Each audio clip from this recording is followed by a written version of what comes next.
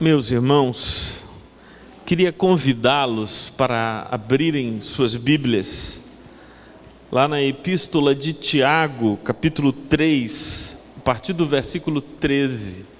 Tiago, capítulo 3, a partir do versículo 13.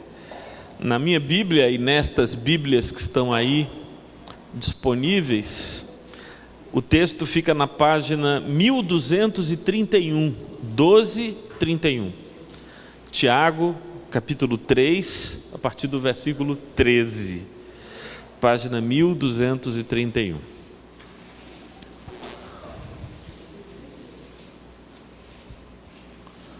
Um dos maiores desafios que nós encontramos na existência é o desafio de viver com sabedoria.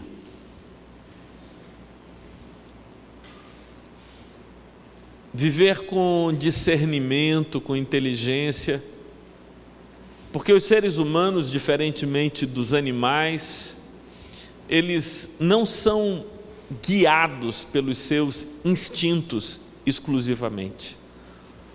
Nós somos guiados por nossas crenças, por nossos valores, por um padrão de consciência e de moralidade que, por vezes, fala mais alto do que os próprios instintos. Onde encontrar a sabedoria para viver é que talvez seja um dos maiores desafios que o ser humano precisa enfrentar. Por isso, seria prudente ouvirmos os conselhos de Tiago. Ele diz assim no versículo 13: quem entre vós é sábio e inteligente, mostre em mansidão de sabedoria, mediante condigno proceder as suas obras. Se pelo contrário, tendes em vosso coração inveja amargurada e sentimento faccioso, nem vos glorieis disso, nem mintais contra a verdade. Esta não é a sabedoria que desce lá do alto, antes é terrena, animal e demoníaca. Pois onde há inveja e sentimento faccioso, aí há confusão e toda espécie de coisas ruins. A sabedoria, porém, lá do alto, é primeiramente pura, depois pacífica, indulgente, tratável, plena de misericórdia e de bons frutos, imparcial, sem fingimento. Ora, é em paz que se semeia o fruto da justiça para os que promovem a paz. Amém. Vamos orar, pedindo ao Senhor que nos oriente, que nos ilumine. Senhor Deus, muito obrigado. Obrigado por Tua palavra. Obrigado pelo Teu Espírito entre nós. Obrigado porque Tu nos falas, porque Tu nos convidas, porque Tu nos ofereces direção. E nós Te pedimos agora que isto se realize entre nós, que Tu nos ensines os caminhos da sabedoria, para vivermos melhor, em nome de Teu Filho Jesus. Amém. Hoje eu decidi falar com vocês sobre o tema da inveja. A inveja é um tema extremamente recorrente na Bíblia. Desde as páginas do livro de Gênesis até os nossos dias, há muitas manifestações de inveja. Por exemplo, os dois irmãos, Caim e Abel, foram oferecer a Deus os seus sacrifícios. O sacrifício de Abel foi aceito, o de Caim não foi aceito. Caim, por causa disso, inquietou-se contra Abel, e essa foi tão forte a desavença entre os dois, o sentimento de Caim contra Abel, que ele chega a matar Abel, porque ele desejava ser o que Abel era, aceitável e agradável a Deus. Porque preste atenção, Inveja não é desejar ter o que o outro tem. Isso é cobiça. Cobiça é desejar o que é de outra pessoa. Inveja é mais profundo. A inveja é mais profunda. Inveja é desejar ser quem o outro é.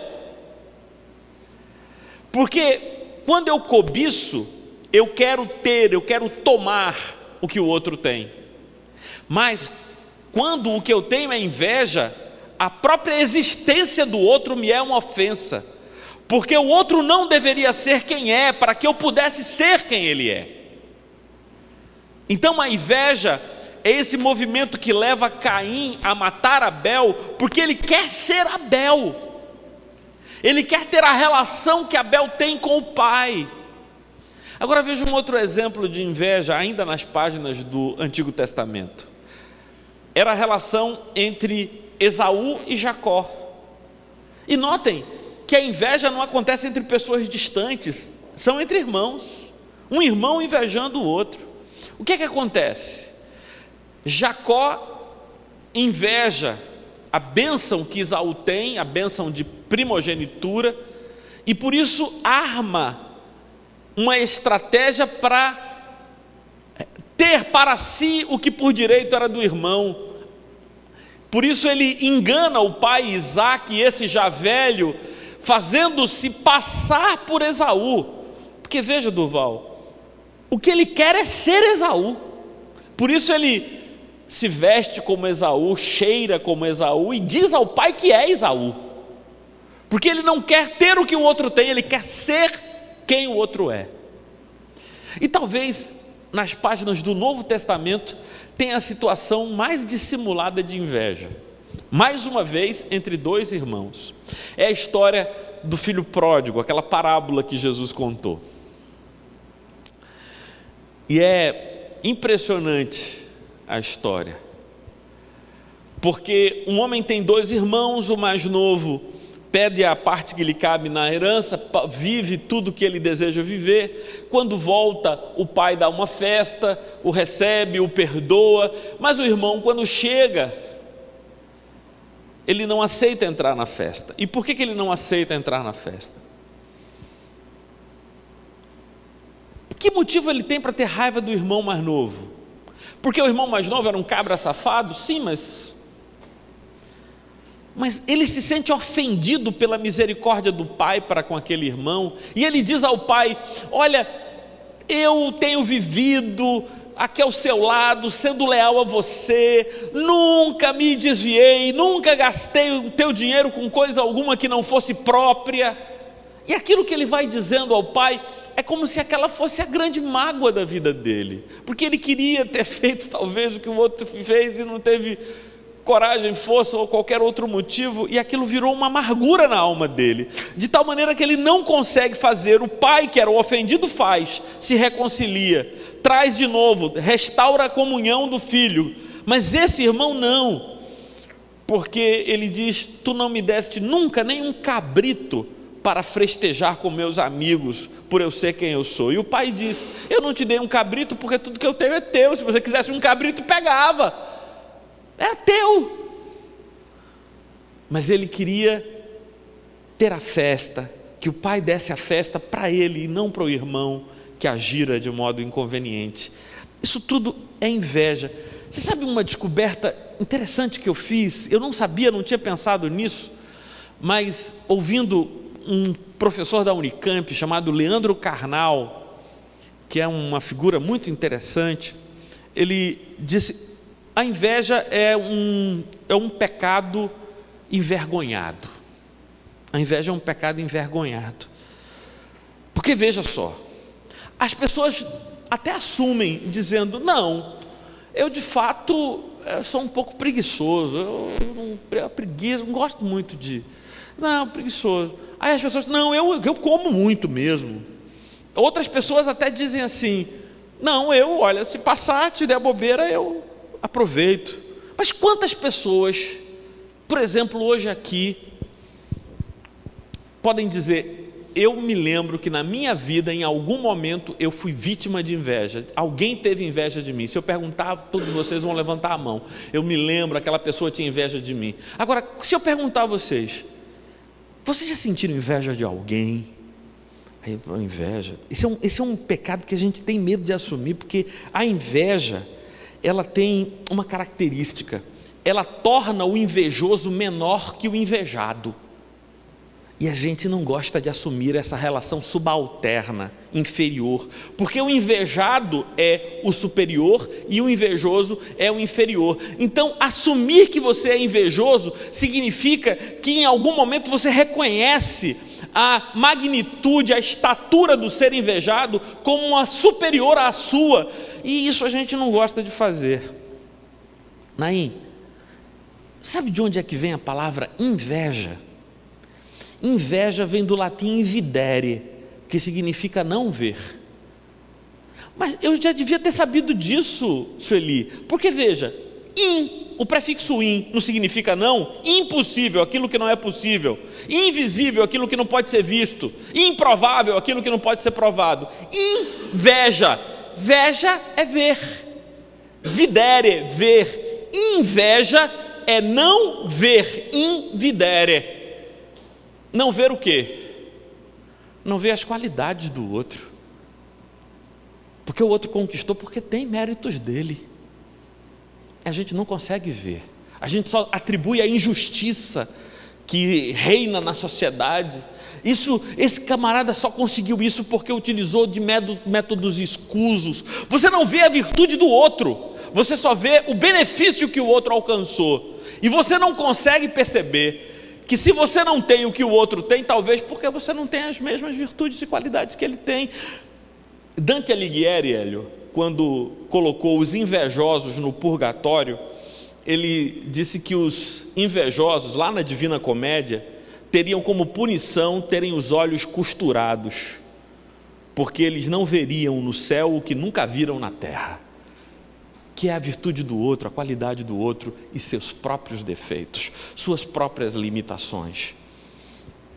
Quando a gente tem consciência de quem é, quando a gente sabe que nós temos qualidades e defeitos, e o outro tem qualidades e defeitos, e é por isso que Tiago diz que a inveja, ela sempre nasce ao lado do sentimento faccioso, que é esse sentimento de divisão. Pedro, sabe por que existe inveja no mundo? Inveja no mundo existe porque existem diferenças. Se todos nós fôssemos iguais, ninguém invejaria o outro. Mas para acabar com a inveja do mundo, todo mundo tinha que ser igual, o que não é possível, porque as pessoas são diferentes e a gente tem a mania de achar que a vida do outro é melhor do que a nossa. No livro dos Salmos, tem 2 salmos sobre a dor de invejar a prosperidade dos maus. E é fácil decorar esses salmos, Roberta, porque é o Salmo 37 e o Salmo 73, indo e voltando. O Salmo 37 e o Salmo 73 têm o mesmo tema, têm o mesmo mote. A dor que me dá ver a prosperidade dos que eu digo que são maus, que eu suponho serem maus. Não deviam ser como eles eram, não deviam viver como vivem, mas a vida deles é maravilhosa, mas a minha é sofrimento e perrengue e dor. Eu queria que vocês olhassem comigo esse texto para a gente poder encontrar aqui alguns caminhos na luta contra a inveja. E aqui, a inveja sobre a qual eu vou falar, João, não é folhinha de arruda para a inveja dos outros não nos alcançar. Algumas tem aquele negócio, você bota, se tiver alguém invejando sua casa, você bota 7 ervas na água, e quando as ervas murcharem ali na porta de casa, significa que a inveja, o olho mau, o olho gordo que fizeram contra você, absorve tudo aquilo. Mas as ervas, aí você diz, olha, está vendo? De um dia para o outro, as ervas todas murcharam. Murcharam porque 7 ervas juntas, cada uma precisava de uma quantidade de água diferente. Quando você mistura tudo, então elas murcham muito mais rapidamente. Mas aí você atribui aquilo ao fato de que ela absorveu aquela energia ruim. Claro que existem forças espirituais e emocionais que estão ligadas à inveja, porque todo sentimento produz energia. Se o sentimento é bom, a energia é boa. Se o sentimento é ruim, a energia é ruim. Mas o maior vítima da inveja é o invejoso. A maior vítima da inveja é o invejoso. Por isso, hoje à noite eu queria falar sobre a inveja, mas para lutar contra a inveja, não do outro sobre mim, mas a inveja que habita em mim. A inveja que habita em mim. Lembra, Palha, o que é inveja? Inveja é desejar ser quem eu não sou para ser o que o outro é. Inveja é a incapacidade de enxergar a mim mesmo, de perceber a mim mesmo e de enxergar com realidade o outro. Vamos para o texto, versículo 13 do capítulo 3 de Tiago. Ele começa dizendo: quem entre vós é sábio e inteligente, mostre em mansidão de sabedoria, mediante condigno proceder as suas obras. O primeiro desafio é o desafio da serenidade. O ser humano superior ao outro, Luciana, é o ser humano pacificado. Fé não se mede pelo grito que alguém pode dar. Fé se mede pelo coração seguro que alguém tem, pela paz de espírito que uma pessoa carrega consigo. Tiago diz: qual de vós é sábio e inteligente? Qual de vós é um indivíduo singular, superior, melhor? Revele isso em mansidão, em proceder, em uma vida tranquila, equilibrada. Ele diz: mostre em mansidão de sabedoria, mediante condigno proceder em suas obras. É isso que nós todos queremos buscar. Se pelo contrário, tende em vossos corações inveja amargurada e sentimento faccioso, não vos glories disso, nem mintais contra a verdade. Agora é o momento de olharmos para nós mesmos e dizermos ao Espírito Santo: Senhor, abre os meus olhos. Abre os meus olhos para eu perceber que eu estou em conexão com todos os meus irmãos neste mundo, que somente a inveja surge no meu coração porque eu distingo entre meu irmão e eu. Mas se eu perceber espiritualmente que eu e meu irmão somos um só, a vitória dele será a minha vitória, a tristeza dele será a minha tristeza, a alegria dele a minha alegria, e a sua lágrima a minha também. Por isso é que inveja e sentimento faccioso são duas faces da mesma moeda. Para vencer a inveja, eu preciso perceber que nós estamos conectados, estamos ligados, como compartimentos em conexão. Sabe aquelas cacimbas de colocar gelo?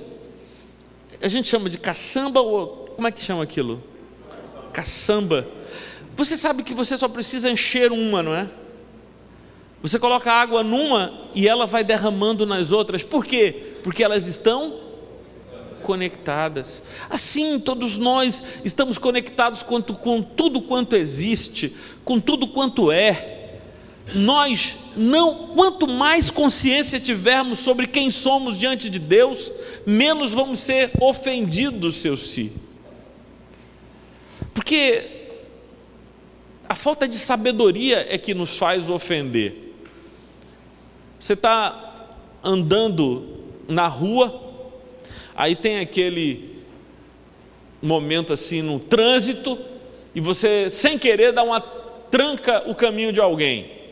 Aí o caminho chega, o camarada lá diz assim, já sabe aquele xingamento que é feito contra a sua genitora? Sabe como é?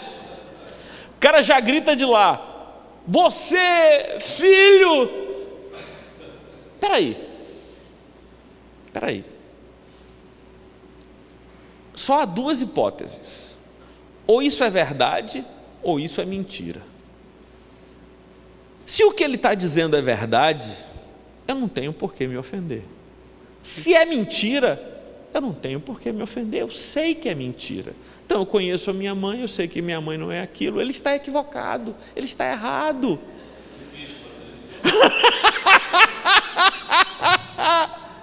Pois é, sabe o que é que acontece?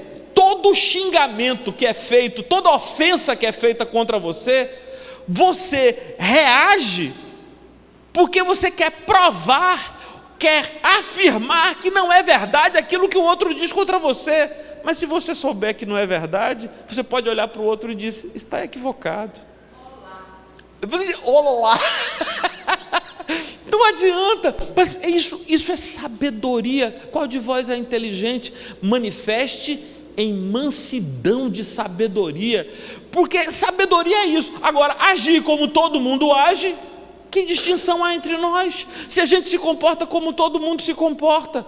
Aí o camarada chega para você e diz: Rubens, você fez uma opção sexual estranha. Aí você vai pensar: bom, ele está dizendo que eu sou homossexual. Quanto a isso, só há duas opções, só há duas alternativas: ou é verdade ou é mentira. Se for verdade, eu não tenho por que me ofender, porque é verdade. E se for mentira, eu também não tenho por que me ofender, ele só não me conhece. Ele só não me conhece. Tudo quanto ele diz revela ou a consciência que ele tem ou a ignorância que ele possui. Seja qual for a razão do que ele diz, o problema é dele, não é meu. Agora, como é que a gente alcança isso? A gente alcança isso se conhecendo, se vendo, Solange. Quando a gente se conhece, o que é inveja é a incapacidade de ver, não é? Invidere, eu não vejo. Quando eu vejo quem eu sou, eu tenho paz. Eu tenho paz, porque eu sei quem eu sou. Num momento muito difícil da minha vida, Tati, em que as pessoas andavam falando muito mal acerca de mim, eu fiz a seguinte oração: Senhor, muito obrigado, louvo o teu nome, porque eles não sabem nada do pecador que eu sou, porque eu sou muito pior do que eles estão dizendo, muito pior, então eu fico assim dizendo: obrigado, Senhor, por essa bendita ignorância, obrigado porque eles estão dizendo essas coisas, isso não toca nem arranha o verniz do pecador que eu sou. Quando a gente se conhece, quando a gente se vê, a gente pode desenvolver aquilo que Tiago chamou de mansidão de sabedoria, essa capacidade de não se perturbar e de não achar que o outro é o meu perigo. Isso é Jean-Paul Sartre. Sartre dizia: o inferno é o outro. Por que o inferno é o outro? Porque o outro, sendo diferente de mim, distinto de mim, não me aceita e eu preciso ser aceito. A pior maldição, Tiane, que pode haver nesse mundo é você achar, feito um adolescente, que o destino da sua vida é ser aceito pelas pessoas, ser aceita pelas pessoas. Num adolescente eu não tenho nenhum problema, mas numa pessoa como nós, que já temos uma estrada e uma quilometragem marcada, não, minha irmã, você não tem que ser aceita por ninguém, você não tem que impressionar ninguém. Você tem que olhar para si mesma e encher-se de misericórdia para consigo mesma, de graça para consigo mesma, saber que não é perfeita, mas aceitar-se a si mesma deste modo. Vejam só que coisa linda que Tiago diz. Vejam que expressões ricas de Tiago. Vocês estão comigo lá? Versículo 15. No versículo 14 ele acusa, dizendo que o problema todo é que a gente tem inveja amargurada e sentimento faccioso. E que se a gente tem isso não é motivo para se alegrar.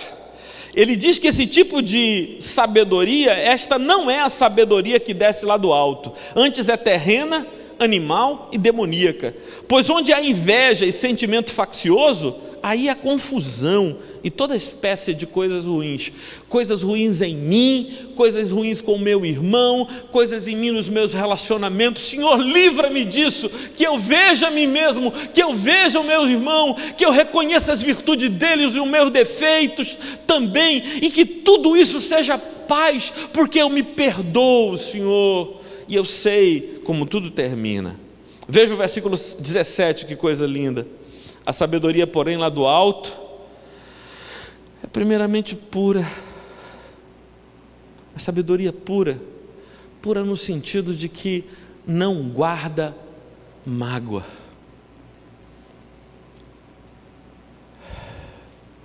A verdade, Moisés, é que se as pessoas guardassem dinheiro como guardam mágoa, já estariam ricas. Hein? Feito o camarada disse, eu vou chamar a mágoa de dinheiro para ver se eu fico rico. Vou chamar meu dinheiro de mágoa para ver se eu fico rico. Né? Se as pessoas guardassem dinheiro como guardam mágoa, já estariam riquíssimas. A sabedoria que desce lá do alto é, em primeiro lugar, pura. A pureza, ela não vem porque eu sou um ser elevado. Ela vem porque continuamente eu afasto de mim os maus pensamentos, os maus sentimentos. É exatamente como uma dona de casa, que só consegue manter a casa limpa se continuamente ela limpar a casa. A alma de alguém só será pura se continuamente nós nos purificarmos, deixando correr, deixando fluir, deixando se afastar de nós os maus pensamentos, os maus sentimentos. Aquilo que cria confusão, que cria destruição. A sabedoria que vem lá do alto é primeiramente pura, versículo 17, depois pacífica. E eu repito, fé e profundidade espiritual se revela num coração pacificado. Indulgente, ou seja, perdoadora. A sabedoria que desce lá do alto perdoa a si mesmo, perdoa o próximo, perdoa o outro. Tratável. A sabedoria que vem lá do alto é doce, é cordial. Ela não é enfatuada, ela não é soberba, ela é tratável, plena de misericórdia. Não fica fazendo justiças nem fazendo as contas, e de bons frutos. Ela é imparcial, ela não está buscando o seu interesse, ela é sincera, ela é sem fingimento. Ora, é em paz que semeamos o fruto da justiça para os que promovem a paz. E aí, Marcão, 3 probleminhas básicos para a gente terminar a reflexão de hoje à noite. Você está dizendo, Martô, isso é lindo, mas como é que eu chego lá? A sabedoria lá do alto é pura, é misericordiosa, é indulgente, é paciente. Ótimo, Martô. Mas como é que eu chego lá? Como é que eu construo isso na minha vida? Como é que eu me liberto dessa prática quase que obrigatória, que num mundo cheio de competição no qual a gente está inserido, a gente está o tempo todo se medindo pelo outro. Fizeram uma pesquisa que eu acho maravilhosa, eu acho que eu te contei isso já, Palha, e perguntaram ao pessoal o seguinte: me diga uma coisa, quanto você ganha? O pessoal tinha um salário médio lá de 5 mil reais. O que é que você acha de um aumento para você de 5 para 10 mil reais? É o dobro do teu salário. Ah, muito bom, gostei muito, de 5 para 10 mil. Agora tem um detalhe: todo mundo na tua equipe, todo mundo com quem você trabalha vai ganhar R$1.000 a mais do que você. Assim é fogo. As pessoas medem a sua felicidade não é por aquilo que elas alcançam, mas é pela comparação que fazem com o que os outros alcançaram. Não me dê 5 mil a mais, me dê só 2, desde que eu ganhe mais do que todo mundo aqui com quem Eu não quero 5, não, eu só quero 2, mas eu quero é ter mais. Porque enquanto a gente continua com a lógica da comparação, com a mentalidade presa na competição, que a nossa vocação é ter mais, é ser melhor, é ser um destaque, ter uma diferença em relação ao outro, o fundamento disso tudo, Pati, é o sentimento faccioso. Está dividindo os grupos, é a facção, sou eu contra aqueles, e eu me destaco, eu venço, o outro perde, porque só pode ter um vencedor. É a lógica norte-americana do winner e do loser, do vencedor e do perdedor. Tudo está dividido em você precisa ser o winner, um vencedor. Vencer significa lutar. Lutar significa sofrer. Mas o caminho é o caminho da paz, disse Tiago. E eu não preciso ser um vencedor. Eu preciso apenas saber que Deus, que alimenta os pássaros que estão nos céus e veste a erva que está no campo, Ele cuidará e me dará tudo quanto eu preciso. O primeiro caminho é romper com a felicidade comparativa, essa felicidade que só existe em função do outro, em ser melhor ou ser maior do que o outro. O primeiro caminho é romper com a lógica da comparação. O segundo princípio básico é abrir os olhos com gratidão por tudo quanto Deus é para nós e tudo quanto Ele tem feito de nós. Feito de nós. Abrir os olhos agradecidos por tudo quanto Deus é para nós e tudo quanto Ele tem feito de nós. Deus está nos preparando para a glória. Ainda está no processo, o prato não está pronto ainda, o tapete não está tecido plenamente, mas Ele está nos preparando para a glória. Eu sou grato a Deus por quem Ele é e por tudo que Ele tem feito na minha vida. A gente rompeu com a lógica da comparação e agora assumiu uma atitude gratulatória diante de Deus. Gratidão, gratidão. Eu tenho dito aqui e repetido aqui, Marcelo, que felicidade é quando a gratidão dá as mãos ao contentamento. Quando a gratidão se abraça com contentamento, alguém é feliz. Sabe que tudo quanto tem provém da misericórdia de Deus e está satisfeito por tudo quanto tem Seja agradecido e a gratidão desfará a cegueira da inveja dos teus olhos. O terceiro princípio básico, procure crescer para ser como Cristo neste mundo, fonte de amor ao próximo e de libertação dos cativos. Quando os discípulos de João chegaram até Jesus com a seguinte pergunta: Tu és o Messias ou devemos esperar que venha outro? A resposta de Jesus disse: Vão e digam a João que o Evangelho está sendo pregado aos pobres, os cegos veem, os paralíticos andam, e aos oprimidos deste mundo é anunciada a libertação. Sermos como Jesus, imitarmos a Cristo, sabendo que a nossa vocação, o nosso chamado é levar amor e socorro ao nosso próximo. Isso nos unirá a Ele e fará a nossa comunhão real. Vamos ficar de pé, vamos fazer uma prece.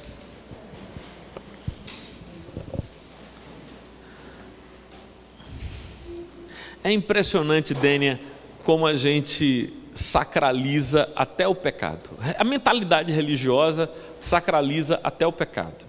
A gente diz assim: olha, eu tenho uma ira santa. Ira santa. Não, é uma inveja boa. Eu tenho uma inveja boa. Uma ira santa, uma inveja boa. Aí os medievais chamavam de preguiça sagrada, o ócio sanctum, não é? O ócio santo, o ócio sagrado. A gente sacraliza as coisas e parece que a gente quer, com a alquimia das palavras, transformá-las em algo melhor. É mais ou menos como aquela história da crítica construtiva. Crítica construtiva só devia ser chamada de construtiva se constrói. Se não constrói, não é construtivo. Mas a gente quer que as coisas sejam boas, né? E a gente quer transformá-las em boas pelo nome que dá a elas.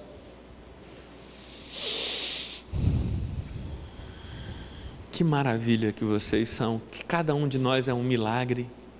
Cada um de nós é um milagre de Deus. Cada um de nós é uma estrela do Senhor neste mundo. Posta aqui para brilhar, iluminar a terra, a história, a nossa vida, a vida dos outros. Se formos capazes de ver, de olhar para nós com quebrantamento, com indulgência, perdoando-nos, sermos misericordiosos conosco, pararmos de sermos exigentes demais conosco, severos demais conosco. E se não somos conosco, também não deveríamos sê-lo com os outros. Vamos orar? Senhor Deus, muito obrigado. Obrigado porque Tu abres os olhos aos cegos e Tu ajuda-nos a ver também, a ver como somos, a ver quem somos, com defeitos e virtudes. Cada um sabe a dor e a delícia de ser o que é, disse o poeta. Tem misericórdia de nós, Senhor, quando quisemos ser quem não somos, porque não imaginamos a dor que é ser quem Ele é. Só conhecemos a dor de ser quem somos. Ajuda-nos, Senhor. Ajuda-nos a ver a nós mesmos e ao próximo com verdade, com sinceridade, sem mentiras, sem dissimulações. Perdoa-nos, Senhor, pelo pecado de amargurarmos o nosso coração com inveja, com sentimento faccioso que gera distinção ilusória entre nós e o nosso próximo.